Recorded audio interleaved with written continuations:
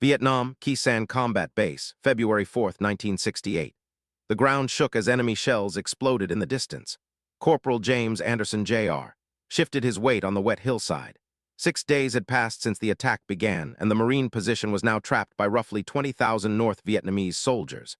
Reports showed their leaders were directing everything from a ridge beyond normal sight range, appearing only as faint shadows during sunrise and sunset. Anderson pressed his face against the wooden rifle stock and looked through his scope. The standard equipment just wasn't good enough for the huge distances and terrible weather during monsoon season. The view through his crosshairs stayed fuzzy against the thick jungle. He saw movement but couldn't get the clear picture he needed to take the kind of careful shots that would hurt the enemy command. His hands shaking, he pulled something from his backpack that would get him thrown in military prison if anyone found it. A bamboo tube closed at each end with glass pieces taken from a destroyed village. Basic compared to military gear, but built with the care of someone who grew up making telescopes from junk in rural Louisiana. "This has to work," he said quietly while carefully attaching his homemade scope on top of his military one, creating a makeshift system no Marine handbook ever mentioned. Through the better optics, the far-off ridge suddenly became sharp and clear. He could now see the North Vietnamese officers perfectly, their rank badges visible even at this incredible distance. Anderson breathed deeply, adjusted for the unusual range, and slowly pulled the trigger. The first shot echoed through the valley, followed by a high-ranking enemy officer falling nearly a mile away. Before they could figure out what happened, Anderson already had his second target in sight. Nobody in the 3rd Battalion, 26th Marines, realized that one man's forbidden creation that morning would change the rules of battlefield vision and protect hundreds of American soldiers trapped inside the surrounded firebase. James Anderson, Jr., came into the world on January 15, 1947 in tiny Omaha, Arkansas, to a family familiar with hardship and determination. His dad, a Second World War veteran who fought in a separated unit in Italy, fixed cars at the neighborhood garage, frequently bringing home broken pieces for young James to study. This early contact with how things worked lit a fire of interest that shaped Anderson's early years. When he turned 10, James made his first telescope from cardboard tubes and glass pulled from old binoculars. Teachers at his school noticed his amazing skill with science and math, but in the southern countryside during the 1950s, such gifts in a black child rarely got the support they needed. Still, Anderson's father pushed his son forward, often saying, "The world might not recognize your brilliance right now, but that doesn't mean you should hide it." At 17, the Vietnam conflict was growing, and military recruiters started showing up at his school. Unlike most students who feared being drafted, Anderson saw a chance. The Marines had recently opened their sharpshooter training to everyone, and his incredible aim, developed through years of hunting in the Ozarks to feed his family, made him perfect for the job.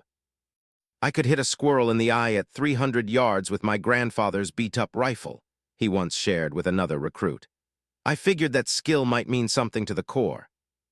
Anderson joined the United States Marine Corps in January 1965, just days past his 18th birthday. Training at Parris Island, South Carolina, tested both his physical strength and his ability to handle continuing racial discrimination. He was one of just 11 black recruits in his group, and the instructors seemed to enjoy pushing them harder than the rest. During shooting practice, though, Anderson stood out right away. His targets were almost perfect, catching the eye of Captain Michael Trevino, a teacher at the Scout Sniper School. After watching Anderson put 10 bullets inside a 3-inch circle at 500 yards, Trevino pulled him to the side. "Private, have you thought about sniper school?" he asked. Anderson answered immediately, "That's the only reason I signed up, sir." The Scout Sniper School at Camp Pendleton demanded even more than basic training, but Anderson excelled in its technical requirements. He soaked up lessons about bullet physics, wind effects, range adjustment, and hiding techniques with an intensity that impressed even the most experienced teachers. What really made him different was his natural understanding of how light and lenses worked. During one outdoor exercise, when his scope fogged up in the early morning moisture, Anderson quickly took it apart and fixed the internal seals using supplies from his kit, a fix his instructors had never witnessed before. This creative thinking earned him both respect and doubt from his bosses, who valued following rules over trying new things. Anderson thinks in his own way. His final report said, Outstanding shooting ability, but habit of using unusual methods needs watching. He had no clue that soon those instincts would be all that stood between his fellow Marines and total destruction in the faraway mountains of Vietnam. By the end of 1967, Anderson had joined the 3rd Battalion, 26th Marines, working as a special shooter in a group sent to the uppermost areas of South Vietnam. The assignment to Khe Sanh arrived as conflict in the area was dramatically increasing. Positioned just below the demilitarized zone and west of Quang Tri, Khe Sanh Combat Base sat dangerously near the Laotian border, a key location that controlled access to the Ho Chi Minh Trail, the crucial supply route for North Vietnamese forces. The attack on Khe Sanh started on January 21, 1968, when North Vietnamese Army forces launched a huge artillery attack on the base, followed by ground troops that threatened to crush the roughly 5,000 Marines stationed there. The assault wasn't random. It was part of General Vo Nguyen Giap's bigger plan matching with the Tet Offensive designed to spread American forces thin across South Vietnam. For those defending Khe Sanh, the situation looked terrible from the start. Surrounded by an enemy force estimated at 20,000 strong, they faced odds of 4-1. The base itself had a small landing strip, protective bunkers, and fighting positions spread across several hilltops, all within a boundary that was becoming harder and harder to hold. President Lyndon Johnson, haunted by memories of the French loss at Dien Bien Phu 14 years earlier, demanded daily updates on the situation and ordered his military leaders to keep Khe Sanh at any price. "I don't want any damn Dien Bien Phu," he reportedly told Joint Chiefs Chairman, General Earl Wheeler, saying the name of the famous French defeat wrong. The comparison made sense. Like the French at Dien Bien Phu, the Marines at Khe Sanh were surrounded, relying on airdrops for supplies and under constant shell fire. Between January and April of 1968, more than 100,000 artillery rounds would land on the base and its surrounding positions, forcing the Marines to live mostly underground in bunkers reinforced with sandbags and whatever materials they could find. For Anderson and the other snipers, the attack created a strange problem. Their abilities were desperately needed to stop the enemy officers running the assault, but the intense shelling made traditional sniper work almost suicidal. Normal procedure required snipers to work in pairs, a shooter and a watcher from hidden spots outside the main boundary. But with North Vietnamese forces controlling the nearby hills, such movement became nearly impossible. Marine Corps Command, operating from the relative safety of Da Nang, sent orders for snipers to focus on defending the boundary rather than attacking operations. "Hold defensive positions and shoot targets of opportunity within set range limits," the order stated, effectively limiting snipers to shots under 800 meters, well short of the distances needed to reach the enemy command elements. Colonel David Lones, commander of the 26th Marines at Khe Sanh, knew that disrupting the enemy's leadership could be vital to surviving the siege. In a private message to his company leaders on February 2nd, he stressed the need for creative solutions to hurt enemy command and control abilities. The message was clear to those who understood military language. Find a way to eliminate the enemy officers by whatever means necessary. What Colonel Lones couldn't know was that one of his snipers had already been working on an answer that would push the reach of American marksmen beyond anything the Marine Corps had officially approved. An answer born not from military labs and development, but from the cleverness of a young man who had spent his childhood creating things from nothing. By the first week of February, the situation at Khe Sanh had gotten worse. Monsoon rains turned the red dirt to thick mud, making movement inside the base difficult. The constant artillery fire had destroyed several ammunition storage areas, and supply planes faced heavy anti-aircraft fire during their landing approach. Spirit among the defenders was falling as losses grew, and the chance of rescue seemed increasingly far away. For Corporal Anderson, the limits of the siege had become personal. 3 days earlier, his watcher, Lance Corporal Miguel Rodriguez from San Antonio, Texas, had been killed by mortar fire while trying to observe enemy movements from a forward position. Rodriguez had been more than just another Marine. He'd been the first person in the unit to treat Anderson as an equal rather than a token integration success story. "My grandmother came from Mexico with nothing but hope," Rodriguez had once told him during a long night on guard duty. "Your people built this country without being asked if they wanted to. Seems to me we're both fighting for something bigger than what those officers back at headquarters can understand." Losing Rodriguez left Anderson not only without a watcher, but without the friend who had helped him deal with the complicated racial dynamics of a Marine Corps still adjusting to integration.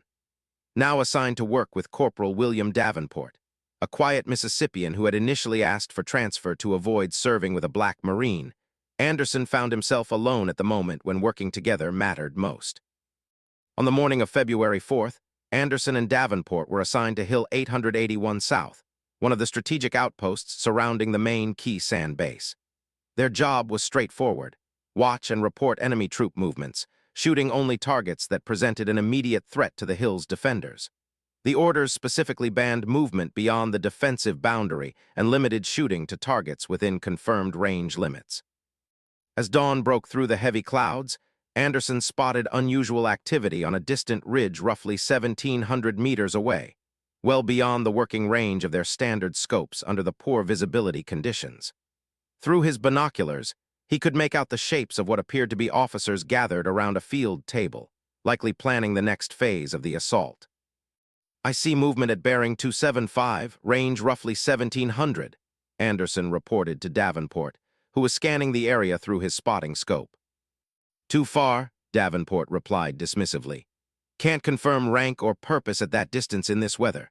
Standard rules say we report and request artillery if they're confirmed command elements." Anderson knew that requesting artillery would likely result in a denied request. Ammunition was being carefully saved, and without visual confirmation of high-value targets, such use wouldn't be approved. But he also recognized that they were witnessing a rare chance to disrupt the enemy command structure. "I can make those shots," Anderson said quietly. Davenport turned to him with disbelief. "Not with standard issue, you can't. Nobody can. That's beyond maximum working range, especially in this visibility." Anderson paused, then reached into his pack and pulled out the bamboo device he'd been building in secret over the past week. Using bamboo cut from a patch near the base boundary, glass pieces salvaged from a destroyed village, and methods he'd learned building telescopes as a child, he had created a basic but working amplification system that could be attached above his standard scope. "What the hell is that thing?" Davenport asked, eyes going wide as Anderson began attaching it to his rifle. "Something my grandfather would have called making do," Anderson replied. "It's a secondary magnification system, adds about 3 power to our standard scopes. I've been testing it during night watches." Davenport's expression changed from surprise to worry. "That's not regulation equipment, if anyone finds out." "If it works," Anderson interrupted, "nobody will care. If it doesn't, well, we're probably not going to make it through this siege anyway."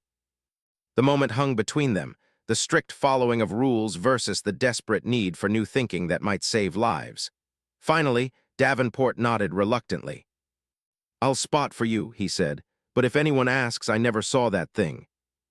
Anderson settled into position, adjusting his body to create a stable base for the shot. The bamboo scope looked strangely basic attached to the military-grade sniper rifle, but as he looked through it, the distant ridge suddenly came into sharp focus. He could now tell apart rank badges, facial features, and even the map spread across the field table. "I count 6 officers," he whispered to Davenport. "One appears to be a colonel based on badges, range 1,700 meters, wind roughly 8 miles per hour from the west." Davenport, still doubtful but professional, called out the corrections. "Elevation for 1,700 meters puts you at 38 minutes. Wind call 3 minutes right." Anderson made the adjustments, then took a deep breath, letting out halfway and holding.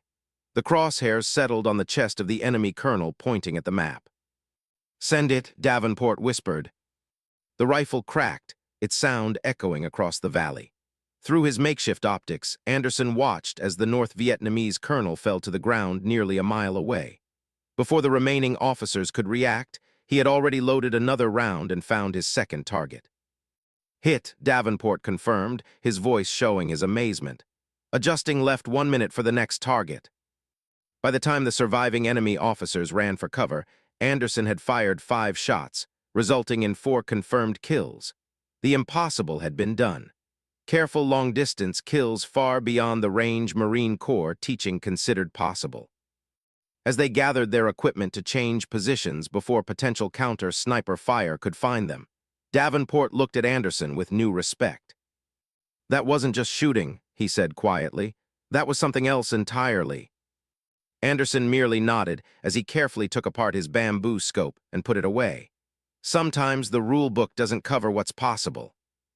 The effects from Anderson's morning of impossible shots spread quickly through the surrounded base.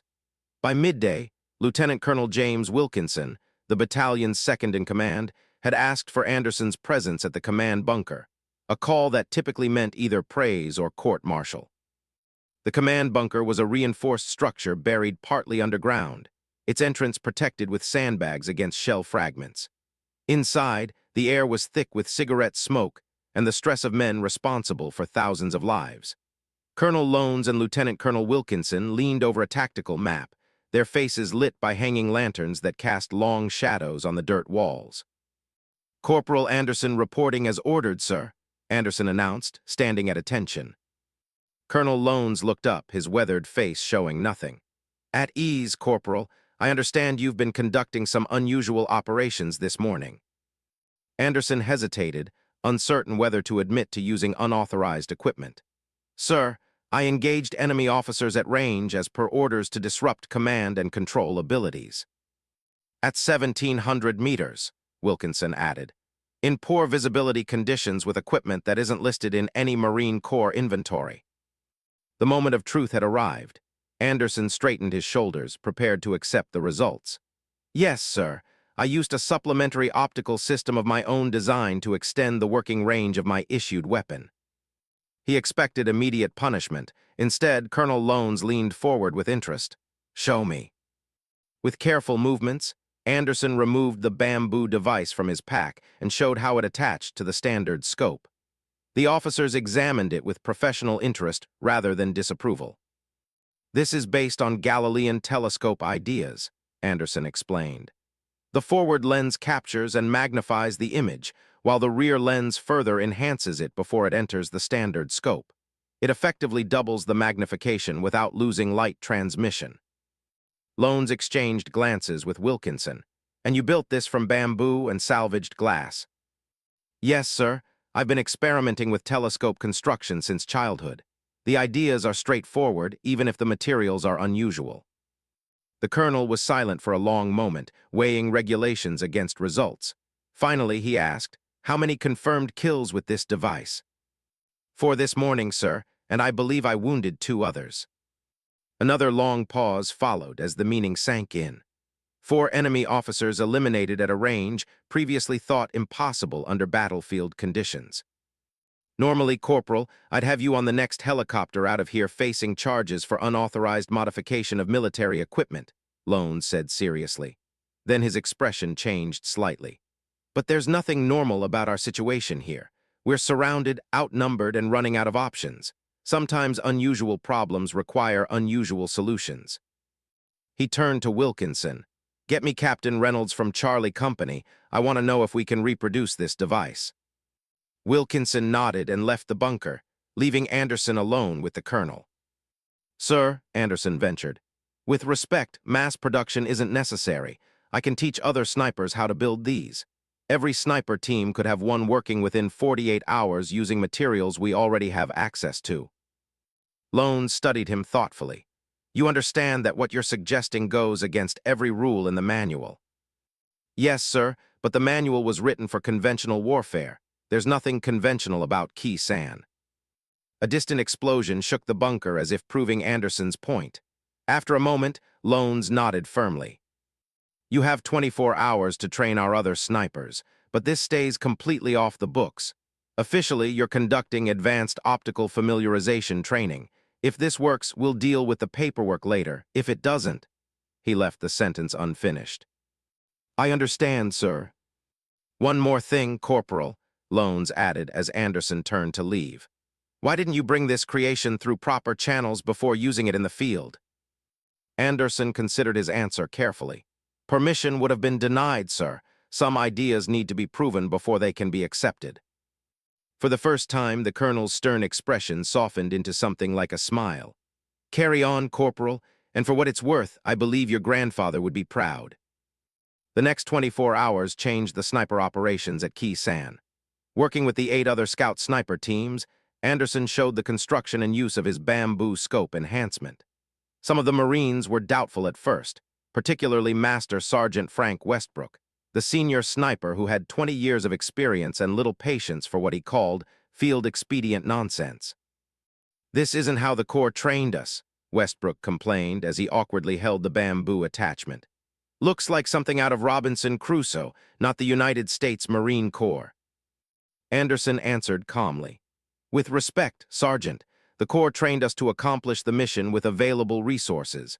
Right now, our mission is to hurt enemy command abilities, and standard resources aren't enough for the task." Private First Class Thomas Jenkins, a young sniper who had arrived at Key Sand just 2 weeks before the siege began, was more excited. "My dad's a carpenter back in Oregon," he said as he carefully measured bamboo pieces. "Always told me the right tool makes all the difference, no matter what it looks like." By dawn on February 6th, all 9 sniper teams had built working bamboo scopes based on Anderson's design. Each had been range tested on the limited firing range within the boundary, confirming increased working range and accuracy. The morning briefing assigned teams to overlapping areas around the base's boundary with clear instructions to target enemy officers and radio operators. "This operation does not exist on paper," Lieutenant Colonel Wilkinson emphasized. "Your mission logs will record only confirmed kills, not the methods by which they were achieved. As far as Da Nang is concerned, you've all suddenly become exceptional marksmen." As the teams moved to their positions, Anderson found himself paired with Davenport again, this time assigned to the northeastern boundary with a clear view of Hill 881 North, currently in enemy hands and serving as a primary staging area for attacks. "Things are different today," Davenport commented as they crawled into position before first light. "Yesterday you were risking a court-martial. Today you're practically running a sniper school." Anderson adjusted his camouflage and checked his weapon. "Yesterday and today aren't so different. We're still just trying to survive." As the morning mist began to lift, enemy forces became visible on the opposing hillside, preparing for what appeared to be another assault. Through his enhanced optics, Anderson could clearly identify officers directing the positioning of troops and weapons. At such extreme range, nearly 2,000 meters, even the sound of their rifles wouldn't reach their targets.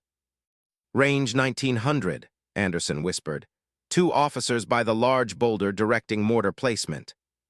Davenport confirmed through his spotting scope, now also fitted with a bamboo enhancement. "Confirmed. Wind is shifting, 5 miles per hour from the east now." Anderson made his adjustments and fired. Seconds later, the first officer fell. The second looked around in confusion, unaware that the shot had come from such an extreme distance. Anderson's second round found him before he could take cover. Across the boundary, other sniper teams were engaged in similar operations. Private Jenkins and his watcher eliminated 3 enemy radio operators in rapid succession from Hill 861. Staff Sergeant Wilson's team reported 4 confirmed kills of suspected officers near the northwestern approach. Even the doubtful Master Sergeant Westbrook radioed in confirmation of 2 long-range kills. By midday, 19 confirmed enemy officers had been eliminated along with 11 radio operators and 8 mortar crews. The effect on the North Vietnamese operations was immediate and deep. Their attack, which had been building strength throughout the morning, suddenly faltered as command elements were eliminated faster than they could be replaced. Colonel Lones, watching the situation from the command bunker, observed the change in enemy behavior with careful hope. "They're confused," he noted to his staff. "Their assault elements are hesitating without clear direction." Captain James Wallace, the intelligence officer, added, "They're also pulling back from exposed positions. They can't figure out how we're targeting their command elements at such extreme range. It breaks everything they know about our abilities." This mental impact proved almost as valuable as the tactical advantage. Enemy forces began building elaborate overhead cover for their officers, limiting their visibility and effectiveness. Radio traffic intercepted by American signals intelligence showed growing fear among the North Vietnamese command about the Americans' seemingly impossible accuracy at extreme distances. As night fell on February 6th, the sniper teams returned to the base boundary, exhausted but victorious. Their combined efforts had resulted in 38 confirmed enemy kills, 20 of them officers, without a single loss among the sniper teams. It was an unprecedented achievement that defied conventional military teaching. In the sniper unit's bunker, a makeshift celebration took place. Combat rations were shared along with rare cans of beer that had been saved for special occasions. The racial tensions that had previously divided the unit seemed momentarily forgotten as Marines who had once asked for transfers to avoid serving with Anderson now sought his advice on improving their bamboo scopes. To Corporal Anderson, Sergeant Westbrook proposed a toast, raising his canteen cup, who proved that sometimes the best solution isn't in any manual. Anderson accepted the recognition with quiet dignity. "To all of us," he countered, "and to making it home to tell stories no one will believe." As the others laughed and continued their quiet celebration, Davenport pulled Anderson aside. "I owe you an apology," he said quietly. "When you first joined our unit, I was less than welcoming." Anderson nodded but said nothing, waiting for Davenport to continue. "Where I come from in Biloxi, things are a certain way. People stay with their own kind, that's what I was taught." Davenport looked down at his hands. "But out here, with death coming from every direction, I've realized something. The enemy doesn't care what color we are, and I'd rather have you watching my back than anyone else in this godforsaken place." It wasn't a grand declaration of brotherhood or a complete rejection of his upbringing. But in the context of 1968 America, and particularly for a man raised in the segregated South, it represented a deep shift in perspective. "Appreciate that," Anderson replied simply, extending his hand. Davenport took it without hesitation. The moment was interrupted by the arrival of a runner from the command bunker. "Corporal Anderson, Colonel wants to see you, says it's urgent." Anderson exchanged glances with Davenport before following the runner through the darkened base, navigating by memory through trenches and around bunkers to avoid presenting targets to enemy snipers. When he arrived at the command bunker, he found not only Colonel Lones, but also a visitor, a lieutenant colonel from the Force Logistics Command in Da Nang, who had apparently arrived on the last resupply helicopter. "Corporal Anderson reporting as ordered, sir." Colonel Lones nodded in acknowledgement. "Corporal, this is Lieutenant Colonel Harris from Da Nang. He's here about your optical creation." Anderson tensed, expecting the worst. Had someone reported his unauthorized modification after all? Was he about to be removed from the field and court-martialed despite the success of his invention? Lieutenant Colonel Harris stepped forward, studying Anderson with intense curiosity. "Corporal, I understand you've developed some sort of field-expedient optical enhancement system." "Yes, sir," Anderson replied cautiously. "A supplementary scope built from available materials." Harris exchanged glances with Lones. "And this system has enabled unprecedented accuracy at extreme ranges." "It has been effective, sir, yes." Harris paused, then continued in a measured tone. "Intelligence reports from this area over the past 48 hours have caught the attention of some very senior officers, Corporal. The sudden elimination of 20 enemy officers at ranges exceeding standard abilities has raised questions that demand answers." Anderson remained silent, uncertain whether to defend his actions or prepare for charges. "Normally," Harris continued, "unauthorized modification of military equipment is a serious offense. However," he paused significantly, "we're not fighting a normal war, are we?" "No, sir. I've been sent to evaluate your creation and determine its potential for wider use."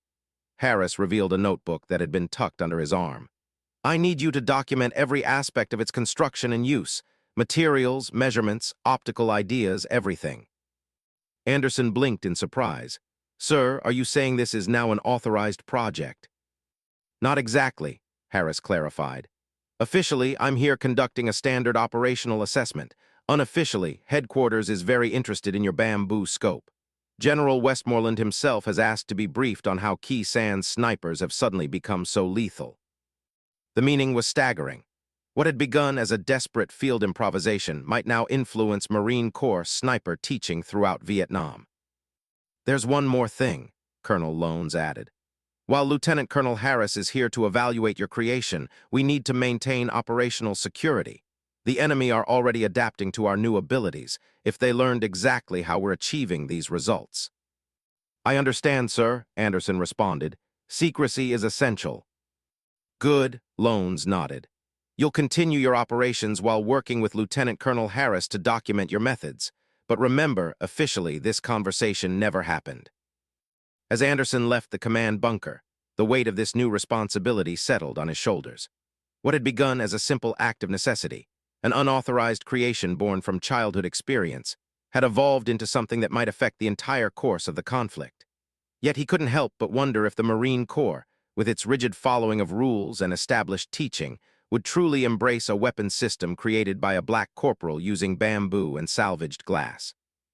Over the next 2 weeks, Anderson's bamboo scope changed the defense of Sanh.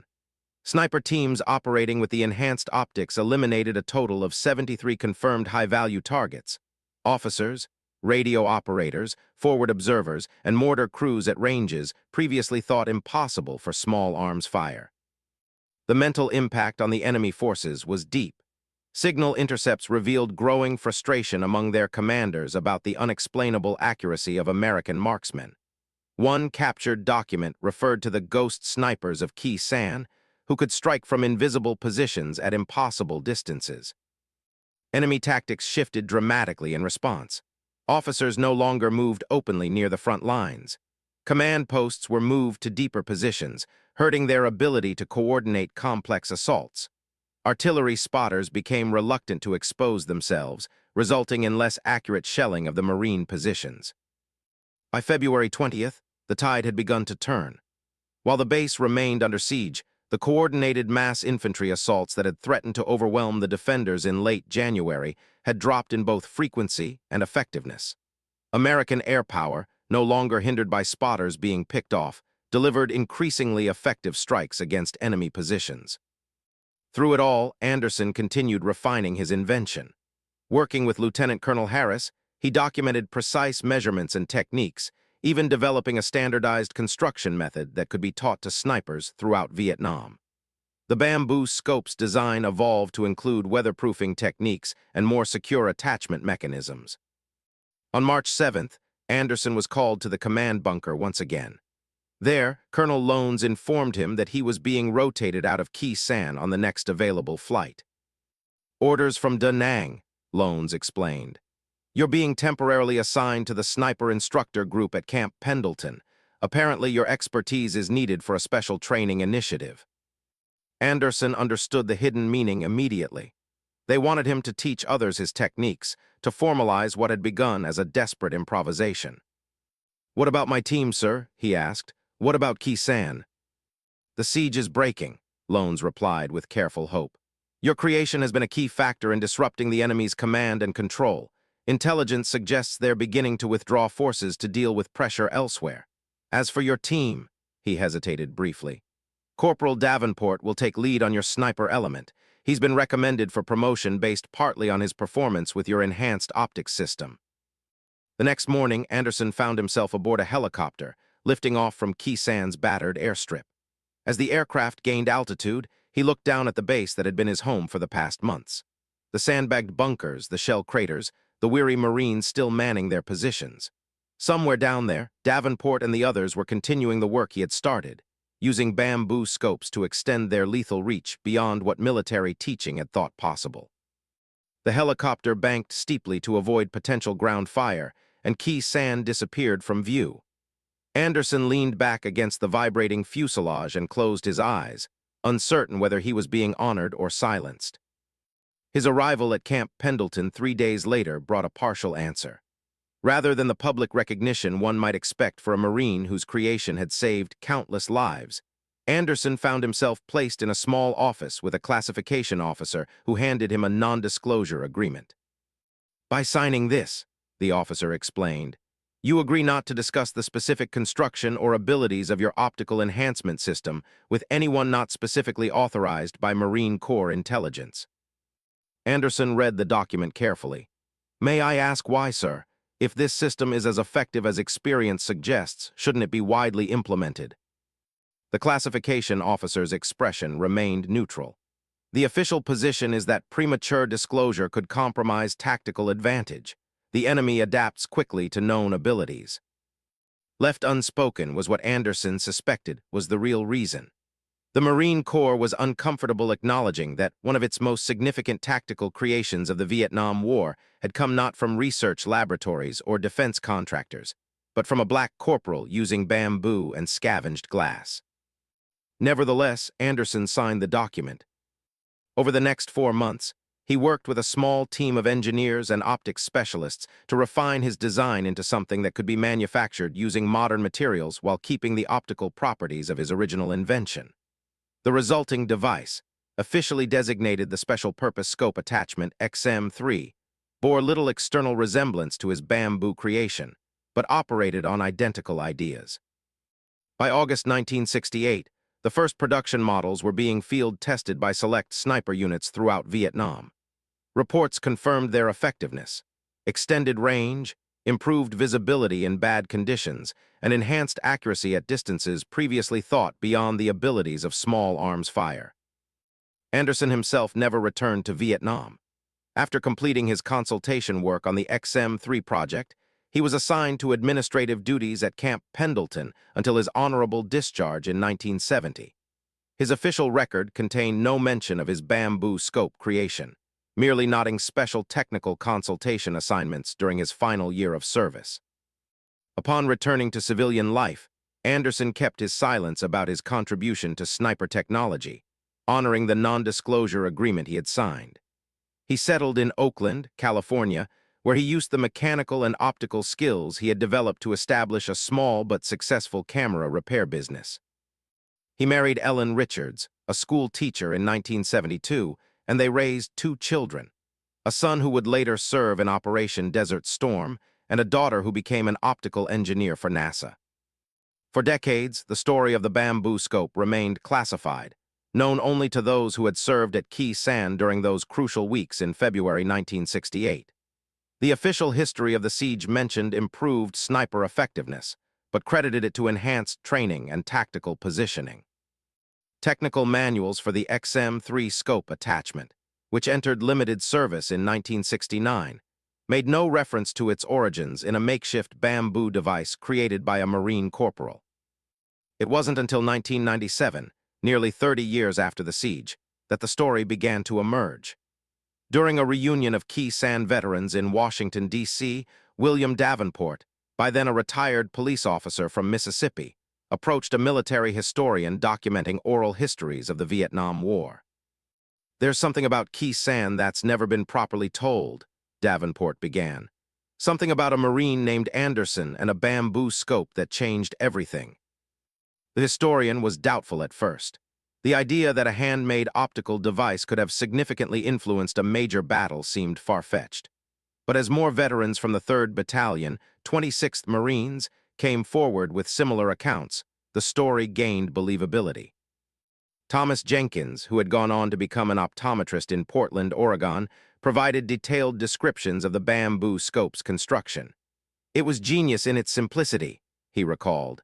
"Anderson understood that sometimes the most effective solutions aren't the most complex ones." Master Sergeant Frank Westbrook, who had initially been the most doubtful of Anderson's creation, perhaps offered the most powerful testimony. "I've served in 3 wars, the aging veteran stated, "and I've never seen anything like what Anderson accomplished with that homemade scope. We were hitting targets at ranges that defied everything in the manual. The brass might not want to admit it, but that bamboo contraption saved hundreds of American lives." In January 2000, after a 3-year investigation that included declassified mission reports and technical evaluations, the Marine Corps officially acknowledged the role of what they termed field expedient optical enhancements in the defense of Khe Sanh. The carefully worded press release didn't mention bamboo or salvaged glass, nor did it name Corporal Anderson specifically, but those who had been there recognized the belated acknowledgement of what they had witnessed. For Anderson himself, the public recognition came too late. He had passed away in 1995 after a battle with lung cancer, likely the result of Agent Orange exposure during his service in Vietnam. He had taken the secret of his bamboo scope to his grave, never once violating the non-disclosure agreement he had signed, never seeking credit or recognition for a creation that had saved countless lives. His widow, Ellen, received a letter from the Marine Corps in 2002, formally acknowledging her late husband's significant contribution to combat effectiveness through technical innovation during the siege of Sanh. Accompanying the letter was a Bronze Star awarded posthumously for meritorious service in a combat zone. The citation made no specific mention of the bamboo scope, referring only to technical initiatives that significantly enhanced operational capabilities. Ellen Anderson placed the medal in a shadow box alongside her husband's other decorations, but didn't fully understand its significance until a Marine Corps colonel visited her home in Oakland later that year. "Mrs. Anderson," the colonel said after introducing himself, "I'm here to tell you something about your husband that he was never allowed to tell you himself." Over the next 2 hours, the colonel explained how James Anderson's improvised bamboo scope had changed the course of the battle at Sanh, how it had led to the development of advanced optical systems still in use by military snipers, and how the ideas behind it had influenced a generation of combat optics. "Why now?" Ellen asked when he had finished. "Why acknowledge this after all these years?" The colonel's response was measured. The specific technical details remained classified until recently. But there's another reason. The Corps is trying to correct some historical oversights, particularly regarding the contributions of minority service members. Your husband's creation was one of the most significant field adaptations in modern Marine Corps history, and that deserves to be recognized, belatedly though it may be. In the years that followed, the story of James Anderson's bamboo scope gradually entered the unofficial lore of the Marine Corps Scout sniper community. While not included in formal training manuals, it became a frequently told tale among instructors, an example of how cleverness and resourcefulness could overcome seemingly insurmountable challenges. At the Marine Corps Scout Sniper School at Quantico, a small display case now contains a recreation of Anderson's original bamboo scope, built based on the detailed notes he provided to engineers in 1968. Next to it stands a modern sniper rifle equipped with a state-of-the-art telescopic sight capable of accurate fire beyond 2,000 meters, a capability that traces its lineage directly back to those desperate days at Sanh. In 2008, during the dedication of this display, Sergeant Major Michael Barrett addressed a class of sniper trainees. The lesson of Corporal Anderson isn't just about marksmanship or optics. It's about the Marine Corps spirit of adapting and overcoming. When standard equipment and teaching prove insufficient, Marines find a way. Sometimes that means looking beyond the manual, beyond what's authorized or conventional. Sometimes it means having the courage to risk your career to save your fellow Marines. The most deep legacy of Anderson's creation, however, may be found not in technology, but in the changed perspectives of those who served with him. William Davenport, who had initially asked for transfer rather than serve with a black Marine, became a vocal advocate for civil rights after returning from Vietnam, eventually serving as a community liaison officer, specializing in race relations for the Biloxi Police Department. "My transformation began at Sanh," Davenport explained in an interview for a documentary on racial integration in the military. "When I saw what Anderson accomplished with that bamboo scope, how his cleverness saved so many lives, I had to confront everything I'd been taught about race. Here was a man I would have avoided back home, becoming someone I trusted with my life. It changed me in ways that went far beyond the battlefield." Thomas Jenkins echoed this feeling. "Before Vietnam, I'd barely known any black Americans. My hometown in Oregon was pretty uniform. Anderson showed me that brilliance doesn't care about color. That lesson stayed with me my whole life." For the Marines who survived Sanh, Anderson's bamboo scope represented more than a tactical advantage. It became a symbol of what could be accomplished when necessity overcame prejudice, when creation went beyond teaching, and when one individual's courage rippled outward to save hundreds. Colonel David Lones, who commanded the 26th Marines at Sanh and made the crucial decision to authorize Anderson's unusual creation, reflected on the experience years later. "In war, you quickly learn to value results over procedure. Anderson showed us that sometimes the solutions we need don't come from the top down, but from the bottom up. That's a lesson military leadership too often forgets until necessity forces us to remember it." In the final analysis, the story of James Anderson's bamboo scope illuminates a truth about military innovation that goes beyond any single conflict or era. Throughout history, from the trenches of World War I to the mountains of Afghanistan, some of the most significant advances in warfare have come not from research laboratories or defense contractors, but from the desperate cleverness of frontline troops adapting to immediate challenges. What made Anderson's creation special was not merely its effectiveness, but the context in which it emerged. In 1968 America, a black Marine had to overcome not only the technical challenges of creating an enhanced optical system from scavenged materials, but also the social barriers that might have prevented his creation from being recognized and implemented. That his bamboo scope was eventually accepted, indeed, that it became the foundation for officially approved equipment, speaks to the power of demonstrated results to overcome institutional resistance. In the crucible of combat, with lives hanging in the balance, what mattered was not the inventor's race or rank, but whether his creation could extend the lethal reach of Marine snipers beyond what had previously been possible. For modern military planners, the lesson of Anderson's bamboo scope remains relevant. Sometimes the most effective solutions emerge not from formal research and development processes, but from the creative adaptations of those directly engaged with the problem. The challenge lies in creating systems that can recognize and rapidly evaluate such creations, separating the truly valuable from the merely unusual. For the broader society, Anderson's story offers a different lesson about how individual talent and contribution can go beyond the artificial barriers of race and class. Even in eras when such barriers seemed insurmountable, his creation saved lives not because he was a black Marine, but because he was a skilled and resourceful Marine who happened to be black, a distinction that some of his comrades only came to understand through the shared experience of combat. In 2018, 50 years after the siege of Sanh, Ellen Anderson donated her husband's personal papers and effects to the National Museum of the Marine Corps in Quantico, Virginia. Among them was a small notebook containing sketches and calculations for optical systems, including the original design for his bamboo scope. These materials, now accessible to researchers and historians, have helped to solidify Anderson's place in the unofficial pantheon of military innovators, whose field adaptations changed the course of battle. Yet perhaps the most fitting memorial to James Anderson and his bamboo scope isn't found in any museum or military installation, but in the lives of the Marines who survived Sanh because of his creation. Men who returned home, raised families, built careers, and contributed to their communities, all because one Marine had the courage to challenge conventional limitations and the skill to create something extraordinary from the simplest of materials. In the quiet moments before dawn on February 4, 1968, when Corporal James Anderson Jr. first attached his handmade bamboo scope to his sniper rifle, he couldn't have known the far-reaching effects of his act. He was simply a Marine trying to complete his mission with the tools available to him, drawing on childhood experiences to solve an immediate problem. That his solution would influence military optics for decades to come, that it would help break down racial barriers within his unit, that it would save hundreds of lives. These results lay beyond his immediate horizon.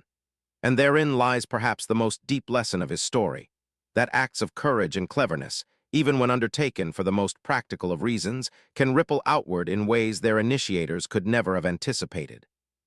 One Marine's bamboo scope, crafted in desperation amid the mud and artillery fire of a surrounded combat base, came to symbolize not only military adaptation, but the larger truth that creation can emerge from anywhere, even from those whom society has too often overlooked or underestimated.